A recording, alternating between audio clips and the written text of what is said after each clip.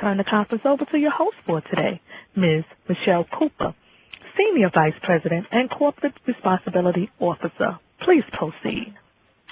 Okay, thank you, Jackie, and welcome everybody. We're pleased to offer this third quarterly education webcast for our board and audit and compliance committee members that oversee compliance or corporate responsibility at Catholic Health Initiative.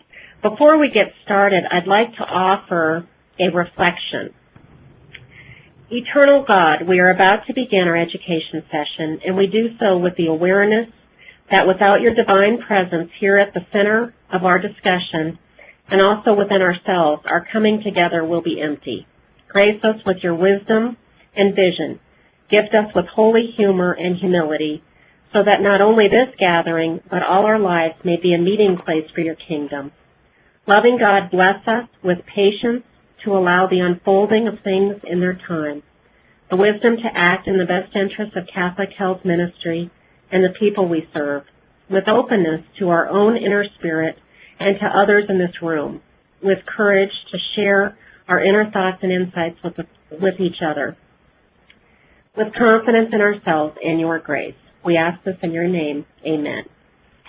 Okay, I am Michelle Cooper. For those of you I have not met, I know I've met many people through our MBO board orientation sessions that we do, and also just when I've been out in the markets, but I welcome you today. We are going to speak today on whistleblowers from a governance perspective, and I've invited Lee Berthoff, who's one of our VP of Corporate Responsibility. Lee's been with CHI for 24 years in various facilities throughout CHI. She's had multiple leadership roles. She has a master's in nursing, and she's also certified in compliance. And she's actually been serving as a compliance officer in various capacities within CHI for 14 years. Most recently, she serves as the Vice President with responsibility for Nebraska, Iowa, and East-Southeast divisions, and she also oversees physician enterprise compliance and accountable care compliance.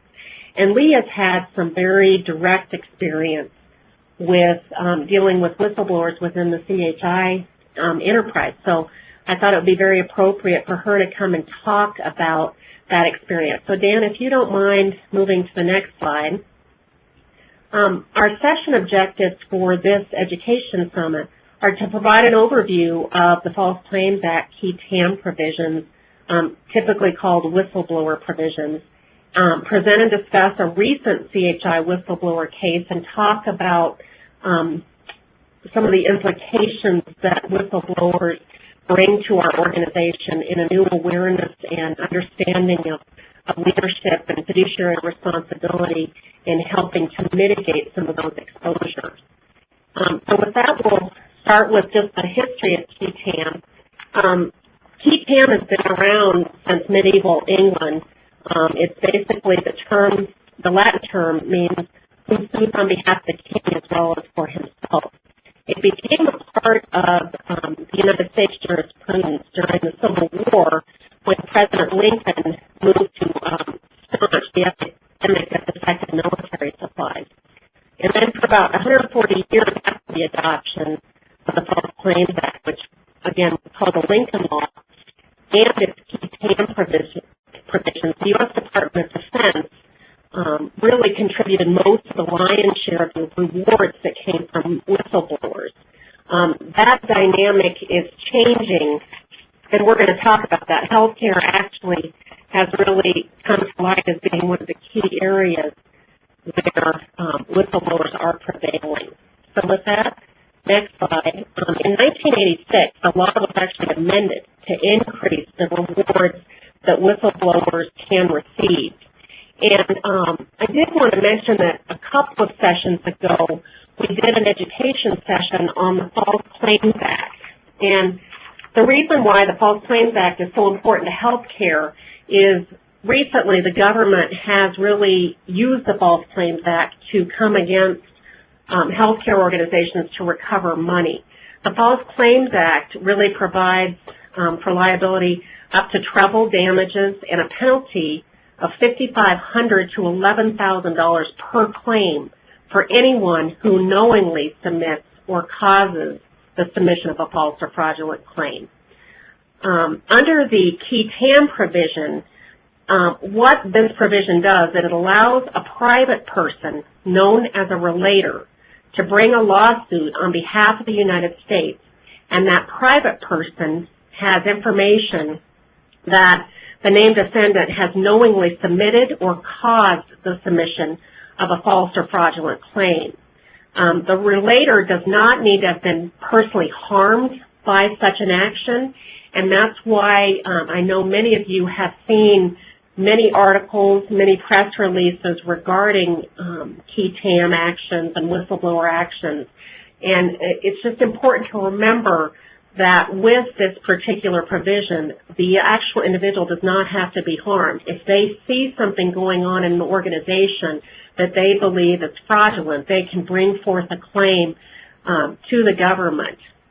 The key TAM relator must be represented by an attorney. The key TAM complaint must, by law, be filed under seal, which means that all records related to the case must be kept on a secret docket by the clerk of the court. Copies of the complaint are given only to the United States Department of Justice, and they are generally assigned to a judge of the district court. The complaint and all other filings in the case remain under seal for a period of at least 60 days. At the conclusion of that 60 days, the Department of Justice must, if it wants the case to remain under seal, file a motion with the district judge showing good cause of why the case should remain under seal. Under the False Claims Act, the Attorney General must investigate the allegations of a violation of the False Claims Act. At the conclusion of that investigation, the Department of Justice can take 3 actions if directed by the court. They can intervene in 1 or more counts of the pending key TAM action. But just to bring some knowledge around how often the government does intervene, they only intervene in about 25% of the filed claims that come before the Department of Justice. They have a second option of declining to intervene in 1 or all counts of the key TAM action. If they do decline to intervene, the relator and his or her attorney may prosecute the action on behalf of the United States, but the United States is not a party to the proceedings. So they can continue on, with the action, but the government will basically not be there to support them in that effort. They can also, the third action is to move to dismiss the relator's complaint, either because there's no case or the case conflicts with significant statutory or policy interests of the United States. And that may be where they've already taken some other action, or they just truly believe there is nothing to go forward with. So that just gives you an idea of how people use the False Claims Act to become a whistleblower and take it through the system. On slide, I think we are, Dan, do you mind going back 1 slide to slide 4? I did want to mention that if you see the second dot point on here, by the 1990s, healthcare surpassed defense as a predominant government expenditure giving rise to key TAM litigation. By 2020, it is estimated by the trade journal Health Affairs that half of the nation's annual healthcare costs, an astounding $2.28 trillion, will be borne by the federal government. So that is why the government is so very interested in healthcare spend and how those dollars are being spent. Okay, next slide. I did want to just share with you some statistics, and if you come to the MBO board orientation session that CHI offers, the 2-day sessions, we do present this information, but I've updated it for fiscal year 2013. The government has recovered $3.8 billion in false claims recoveries during fiscal year 2013. $2.6 billion of that is related to healthcare fraud.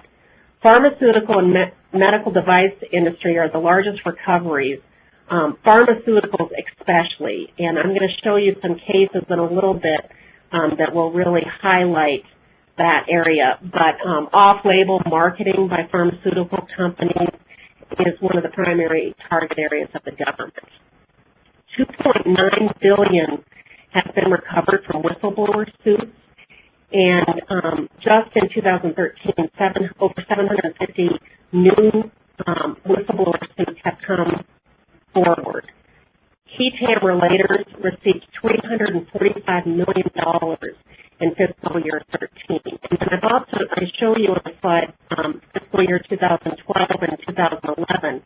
2012 is important because that was the largest recovery year ever for the government, primarily because one of the cases, Smith-Glaxo, which I'll show you, or Smith-Kline, which I'll show you in a minute, that was a very significant win for the government. So next slide. Since January of 2009, the Department of Justice has used the False Claims Act to recover more than $17 billion. 50%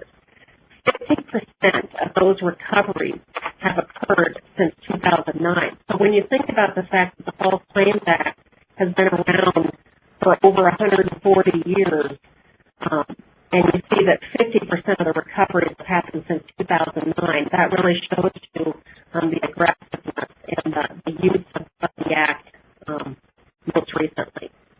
And again, whistleblowers brought forth the majority of those cases. The next slide. What is the reason for the increase? President Obama has been very vocal that fighting healthcare fraud is a top priority of the Obama administration. And even before the current administration, it was a fairly significant effort on the government's part. They are using the recoveries to help fund some of the federal deficit, some of the problems that we're having with Medicare being able to keep up with population and aging population. There's also a need for increased funding of the Medicare program, so they're hoping to offset that with some recoveries. But one of the things that's most significant is the formation of the Healthcare Fraud Prevention and Enforcement Action Team. This group was actually put together to help coordinate all of the recovery efforts that are happening across the government, and so they're beginning to speak to each other, to work collaboratively in recovering dollars. The other thing that's happened is the fact that individuals can recover for bringing forth issues and that they can share in the recovery has become more public. And some of you, I know I was watching the morning news just a couple days ago, and there was an ad from a law firm promoting that they would be happy to take on a whistleblower case for individuals. So we are seeing a lot more advertising for whistleblowers or for individuals to come forward with information and share in that. Next slide. So I put up just some of the more recent cases that have come across. Smith-Kline-Glaxo I mentioned earlier. As you can see, that was a $3 billion case. That was both criminal and civil, and the government required a very stringent corporate integrity agreement for that organization that requires them to follow very specific marketing and documentation, use of drugs, very strict requirements. They require very strict reviews. They also require their boards and their employees to be educated routinely on compliance and the importance of doing the right thing, a very stringent agreement there. The whistleblowers in that case shared in a tremendous amount of money for bringing that forth, or that case forward. We also have Tenet, HCA. Some of these have been in the news and you may have seen them.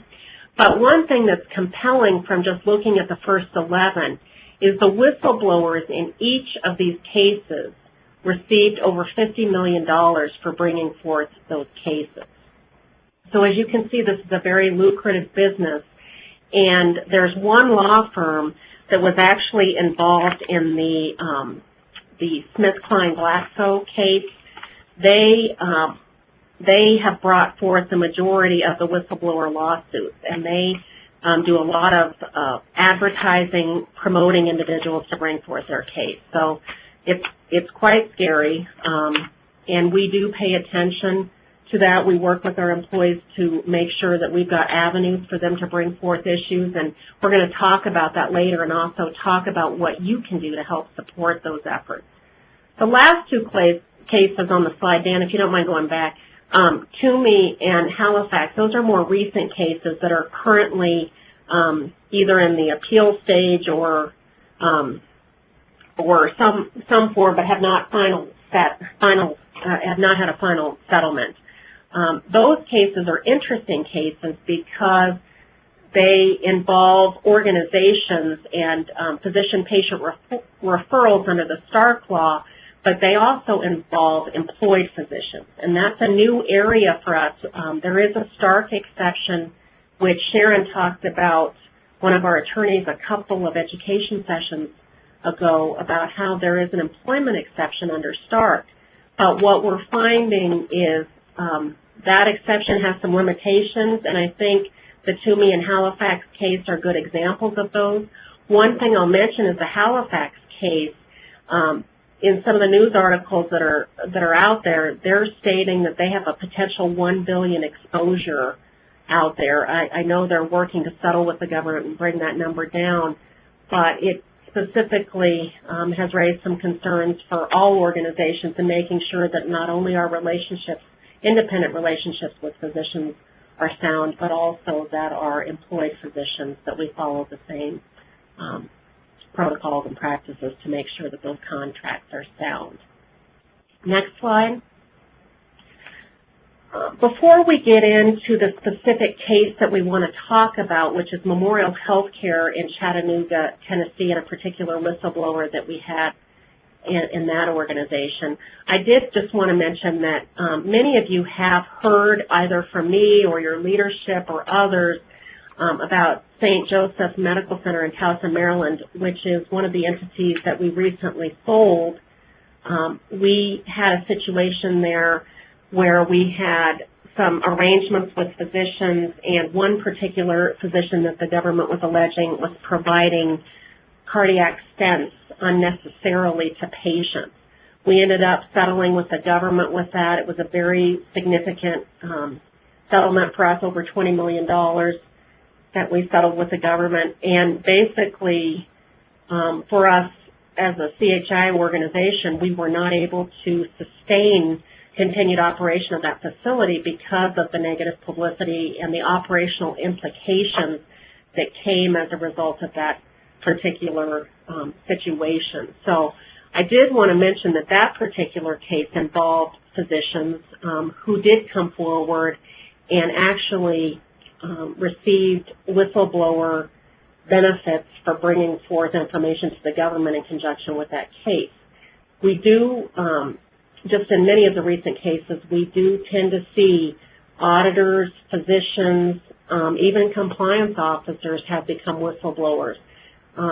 So, you know, they can come in any direction, and I think what we tend to see is they tend to come forward when they believe they brought forth issues and management did not adequately respond to those issues. So we're going to talk about an interesting case that we had at Memorial, which had a little bit of a different twist to it, but I think will highlight for you some of the concerns that are out there.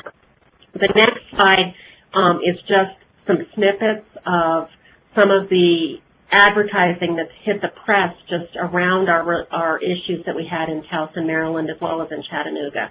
So we just wanted to put some of those out there so you understand that the PR or the public relations implications of some of these investigations can be very overwhelming, and in the case of the Towson investigation can be very debilitating to the organization as a whole. So with that, I'll turn it over to Lee, who will go into a very specific case example. Thank you, Michelle. In about 2007, one of the functions of compliance is to manage the contracts from the contract database. And a contract compliance manager was hired at Memorial Healthcare System. And she came with credentials that included a Juris Doctorate and also had experience working for an insurance agency. Performance was questionable. Early on, it was identified that perhaps expectations were not met and work was maybe even substandard. However, the evaluations did not reflect actual work performance, and the evaluations, to read them without additional knowledge, indicated that the employee was performing in a positive way. There had been some early friction between the employee and the supervisor, which was the CRO at that time, and the decision had been made by the corporate responsibility officer. Thank you. The decision was made to move the employee to another area separate from the compliance department, and so the employee was separated from the team and the supervisor. So there was oversight was probably not as what you would want to have in place as it relates to a troubled employee or an employee that's bringing concerns forward and is feeling isolated from the team. Around mid-2008, the employee started sending some emails to local and national leadership alleging detection of fraud, retaliation, and other claims. The employee had reviewed, as part of a bond financing review, had looked at a number of contracts, and most of the contracts were non-physician related contracts, and had concerns that there were not either current contracts in place, that they had expired. Again, these may not have been great business practices, but did not necessarily rise to the level of a compliance concern. The employee brought these complaints forward, was not very articulate in how the concerns were expressed, and at some point the conflict between the employee and the supervisor escalated, and ultimately a review of the compliance program was actually conducted, and the then corporate responsibility officer separated from the organization.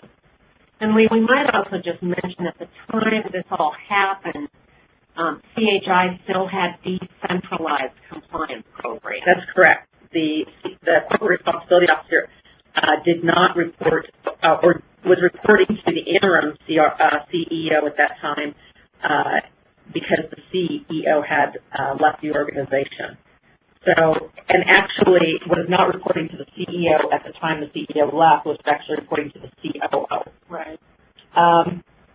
The contract management system, about that time, shortly after that time, I joined the organization to help review the compliance program and make some needed changes. And the contract management system had some deficits, but we got notice in December from the employee. I'm going to take a step back. We put in place an interim corporate responsibility officer who the employee was not happy that selection had been made because that person didn't have extensive compliance background but did have good relationships with the senior leaders in the organization. The employee had felt that individual, she was more qualified to be the interim CRO than the person that was selected. So about December 1st, she gave notice to the organization that she had delivered several bags in a box of documents to the FBI, and that these boxes contained confidential information from the organization, business information, contracts in the documents. At that point, we looked at her email history, and we noticed that she had transmitted contractors' proprietary information from the organization to a non-employed recipient, which turned out to be her brother, or what we suspected was her brother. And so the employee was ultimately dismissed based on confidentiality in terms of sharing that information with family members and others that were not employed with the system, nor did they have any reason to have access to that information. The employee filed a TTM and wrongful discharge in about January of 2009. The legal counsel contacted the FBI to regain possession of the documents. There was quite a bit of gap. There was quite a gap in terms of the time that legal communicated with the government and hearing back from the government. We're talking about a several-month period of time. In the meantime, Memorial was not aware of what was contained in those boxes or trash bags that had been delivered to the FBI. So we performed a detailed review of all contracts, focused on physician contracts at the organization to help remediate and identify any potential risks that may exist. We ultimately did self-disclose with the government in late spring of 2009 lease arrangements that were below fair market value, or we felt at that time were below fair market value. The Department of Justice then delivered a draft settlement to us to resolve that matter in July of 2010. We had multiple discussions with the government about the resolution of those leases, but eventually the Department of Justice actually did connect with Memorial that we had self-disclosed, and the reality that there was a TTAM case, and the Department of Justice rejected our self-disclosure. Memorial and CMS actually rejected our self-disclosure. Memorial then received a subpoena from the Department of Justice in March of 2011, and really it was at that point that we recognized that indeed the employee had filed a TTAM suit, and we did get then ultimately copies of the documents that had been delivered to the FBI, and we worked with the government through a taint team because the employee actually delivered attorney-client privilege documents to the government. And for the government to use those documents, they needed to honor the fact that those were attorney-client privilege documents, so we were able to sort through and get a sense of what the documents were that had been shared with the FBI. Interestingly enough, the documents that were shared, many of them had nothing to do with any hospital business whatsoever. It really was a case where it looked like the employee had cleared the desk with just all the documents that were in there. So there were personal documents that were also included in those documents that the employee had delivered. After several months and quite a bit of negotiation, the Department of Justice declined to intervene in the whistleblower case, which then allowed the individual to independently pursue the claim. The Department of Justice did settle with Memorial regarding our self-disclosure. So we self-disclosed. The employee had filed a TTAM. The government was settling with us. They then withdrew the settlement and resolution in lieu of the TTAM. They then accepted our settlement, our self-disclosure again, and we settled the lawsuit. We did settle for $1.28 million, which was relatively minor in dollars, and we were able to settle that without a corporate integrity agreement. Really, largely what helped us was the fact that we were able to demonstrate through the time of the investigation that we were able to put in place a very effective compliance program. And our legal counsel was able to articulate to the Department of Justice and the OIG the effects of that those practices had on the organization and the controls we had implemented during the time of the investigation, and that there really was limited value at that point to apply a corporate integrity agreement, and that we had also voluntarily come forward with concerns that were not included in the documents that had been delivered to the FBI. Following the settlement, the employee chose not to file a TTAM individually. They engaged a local attorney to seek settlement discussions with Memorial around the wrongful discharge, and Memorial did agree to settle with the employee. During all this time, and it became known that the TTAM whistleblower suit was out there, the employee had been interviewed multiple times by the paper, and it was very awkward because the employee could make many derogatory remarks around the contracting processes that Memorial had in place, and Memorial was was unable to respond to that bad information.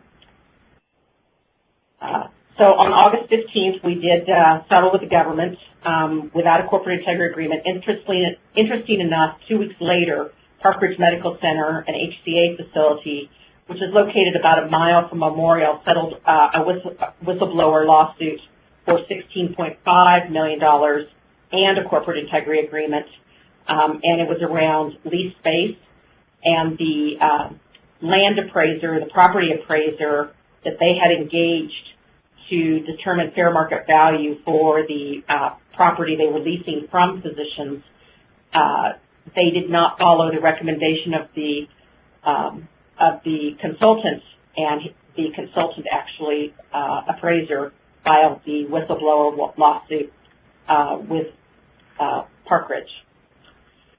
So, in retrospect, after looking at that experience, we really felt like some of the operational risk mitigation efforts that we would hope that the board would be aware of and have knowledge of would be that there is an effective compliance program, that there are solid hiring practices.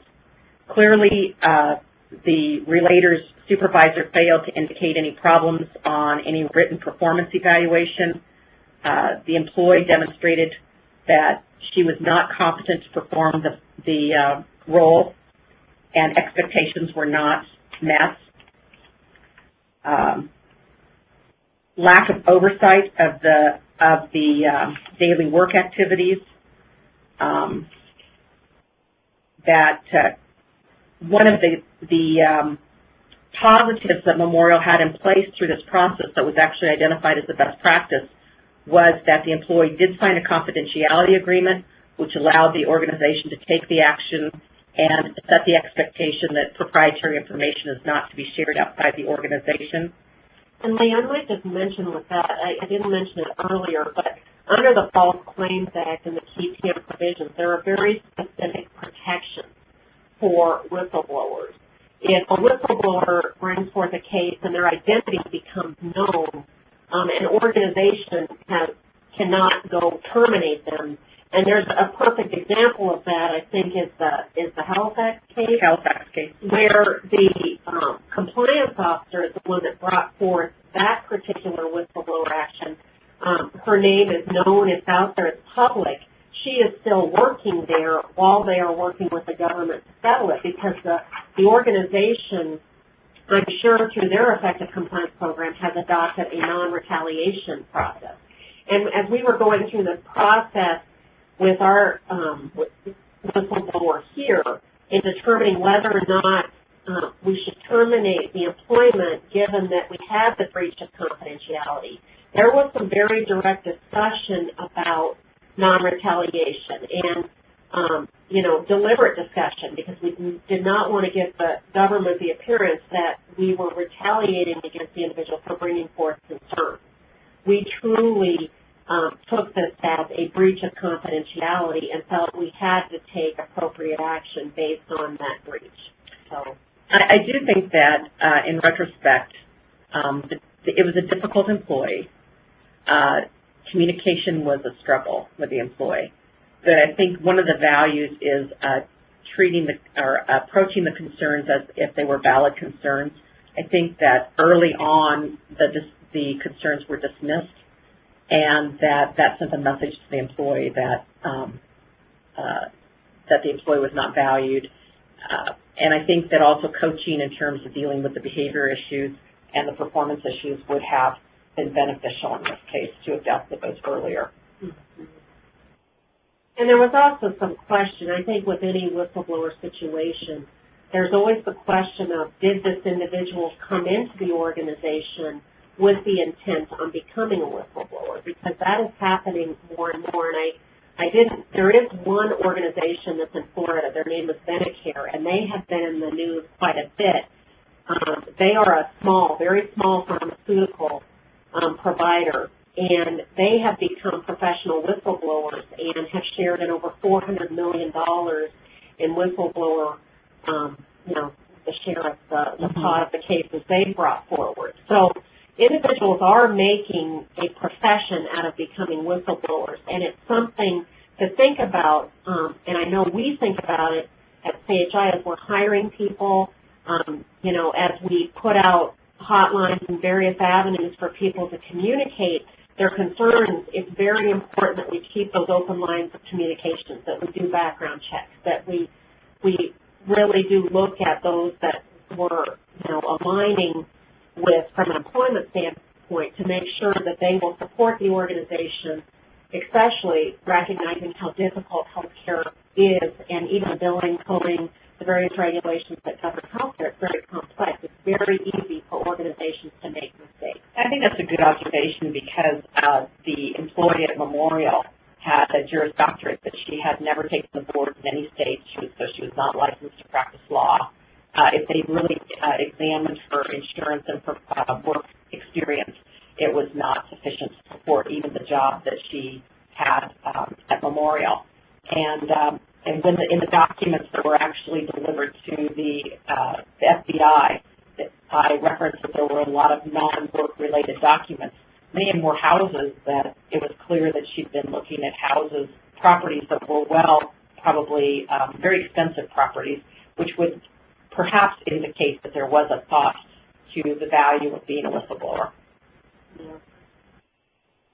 Okay, so before we open up for discussion and questions, we want to talk a little bit about your fiduciary role. Given what you've heard, given that you're seeing in the press, in the news, and you understand the recoveries and the whistleblower activity, the key TAMs that are going on, what can you do in your role to help the organization make sure that they've got good, solid controls in place to help mitigate this risk? So we've put some suggestions on the next slide. We recommend that at least annually you review the effectiveness of your corporate responsibility plan in place in your organization. At the national level, because we have centralized corporate responsibility, we have put some very strong scorecards and effectiveness measures together that your corporate responsibility officers are reporting to you that help show you the processes and the internal controls that have been put in place to really portray an effective compliance program. I did just want to mention through the various investigations that we've had with the government, we have had many where we have successfully, we've had very solid, successful outcomes. Memorial is a perfect example where even though we settled with the government and paid money, we did not get a corporate integrity agreement. A lot of that comes from the government's review of the processes and the internal controls that we have in place. And if they feel comfortable with them, they will allow you to settle without the corporate integrity agreement. So we very much look at the guidance that the government offers and put in place solid controls to make sure that we can attest to the effectiveness of our program. So it's important that you as fiduciary, or those of you with fiduciary responsibility understand what's in place and can speak to it. We do know that if a government investigation ensues, a lot of times they will interview members of the board, members of the audit committee, and they'll ask you specific questions about the compliance program. So it's very important that you understand that program. Also ask questions around, are there issues being reported? What is happening with issues that are being reported? Are they being addressed timely? Are we making sure that we resolve any open issues, that they don't stay outstanding for a long period of time? Are there employees, providers, vendors, or other individuals that continue to challenge management's direction or decision? I think in this particular case in Chattanooga, had management stepped back earlier, they would have understood that there was some risk there. This individual was reaching out to myself, even though we hadn't centralized corporate responsibility. She was emailing me at the national level. She was emailing Kevin as CEO. So there were some early indications that even before she took those records to the FBI that she could get to a point where she'd do that. So, it's easy to look back in hindsight, but I think there were some definite red flags that we could have paid attention to. I will say once the event happened in Chattanooga, the board took an active role in understanding the compliance program, had a greater expectation of management in terms of effectiveness of the compliance program, and ask the questions and do not take for granted that the information that they're receiving is sufficient to make decisions. Right. Also ask the questions about how does the organization mitigate risk associated with disgruntled employees. Every organization has disgruntled employees or vendors that are, concerned that they're no longer an active vendor or feel they're being pushed out. It's good to understand if there are any significant risks out there that we need to know about and maybe put some things in place to help mitigate the exposure that could come from those. Next slide. What social media monitoring is taking place? I know we are actively looking to see what are people posting about us, what are they saying about us as an organization. We know there's actually an information technology website where disgruntled information technology employees can go and report on their organization and various things that are happening. That social media has really bloomed, and there's lots of opportunities for us to identify risks that are out there publicly and pay attention to what employees and others are saying about us. So we are doing some of that. And key to that was even the Enron investigation. If they had been paying attention to what employees were posting out on the website, that would have given them a great deal of insight into what was going on within the organization. Right. And even at the CHI board level, we've even had our board members say, I saw this out on the web, or I saw this posting, and, what is management doing about it? So if you see anything that raises some concern about your organization or CHI as a whole, we encourage you to bring those forward, because we know there's a lot of different media out there, and the more we know and the more we can work directly with individuals to help mitigate risk, the better we all are off. Does management routinely report on employee and provider satisfaction? Are you seeing the results of the annual performance culture assessment and any association remediation plans? How employees and physicians and others feel about an organization definitely plays a role in that employee or that provider's need to go outside the organization and report matters. So we ask that you actively pay attention to the satisfaction surveys that are being presented and shared with you in board meetings and other meetings. Is the organization involved in any governmental investigation that may include whistleblower activity? A lot of times when we have an action come forward from the government, even if the government hasn't told us there's a whistleblower, because the government is doing so many national projects where we may be involved in investigation, but many of our healthcare competitors across the organization or across the nation they're also being investigated for the same thing. We talk, we network, we understand what's going on out there, and a lot of times we get wind that a particular investigation involves a whistleblower even before the government's told us. So there's a lot of hints out there. So you should be asking those questions, because it does provide a different dynamic when you're dealing with an investigation that has a whistleblower involved. Next slide. Oh, I thought there was one more. Okay, I think that's it. Okay, so with that, I would like to open up for questions. I know it's been a lot of information. We are taping this session, and we'll send out the recording information if anybody feels they need to listen to it again, because it was so much information. Or if you know of others that would be interested in listening to it and were not able to attend today. So with that, Jackie, would you mind telling people how they would go about asking a question? Ladies and gentlemen, if you have a question, please press star followed by 1 on your phone. Then immediately record your first and last name followed by the number key. To ensure your question is registered, you must record your name. If your question has been answered or you would like to withdraw your question, press star followed by 2. Questions will be taken in the order received, and we will pause momentarily to compile a list of questions.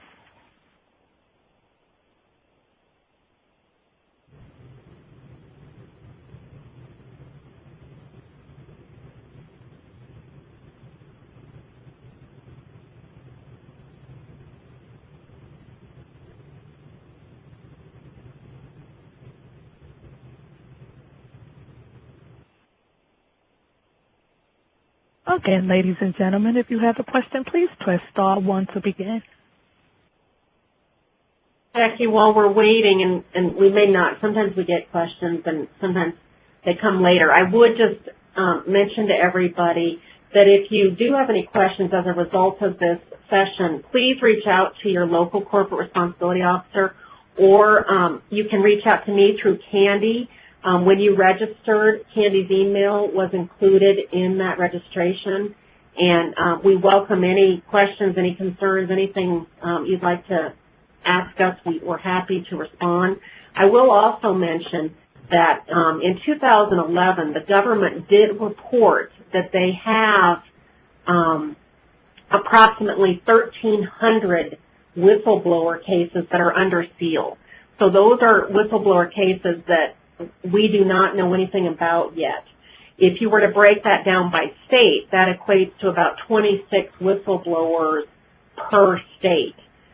So, you know, we do know and we are prepared for the fact that we are going to have these types of situations at CHI, but our hope is through the various activities that we put in place with our hotline, with our culture of promoting open and honest communication, that we are going to encourage employees and others to come forward and talk to us about any concerns they have so that we can respond timely and quickly. And we're also doing a lot internally to where we're looking at our own data just around medical necessity. We're looking to see, do we have any physicians or providers that are outliers, that are doing too many cases, where it doesn't make sense that they could do that many procedures in a given month. So we are getting more and more proactive. We're getting a lot of data analytical tools that are enabling us to help mitigate some of this risk going forward. I think as these investigations are ongoing, some of the early strategies the government will also employ is to actually visit either leaders or board members at their homes. And we've actually had 2 markets in the last 6 months that this has happened, where the FBI actually drove to the individual's home after hours and knocked on their door and want to come in and interview them. So I want to remind everybody to ask your local corporate responsibility officer for the governmental protocol wallet card. We do want to provide our numbers and legal's numbers so that if someone does approach you, that you have the ability to reach out to us and let us know immediately so we can help with any conversations that are had with the government. Yeah. Typically, we will ask leaders and board members to not visit with the government at that point, to actually ask to set a time to validate that it's who they say they are is really who they are, and perhaps to retain legal counsel. We would assist with retaining legal counsel before that conversation is had. Not that we would ever interrupt or interfere with the investigation, but we want to make sure that we're all making good decisions and stating information in a factual way as we have those conversations. Okay, we'll ask one more time. Any questions before we close? There are no questions at this time. Okay, well, thank you, everybody. I hope you found this helpful. We'd love hearing from you. If you have any questions or comments, we welcome them. And thank you again. We'll be sending out information regarding our next quarterly webcast soon. Thank you, and have a great rest of the week. Bye. Ladies and gentlemen, that concludes today's conference. Thank you for your participation. You may now disconnect, and everyone have a great day.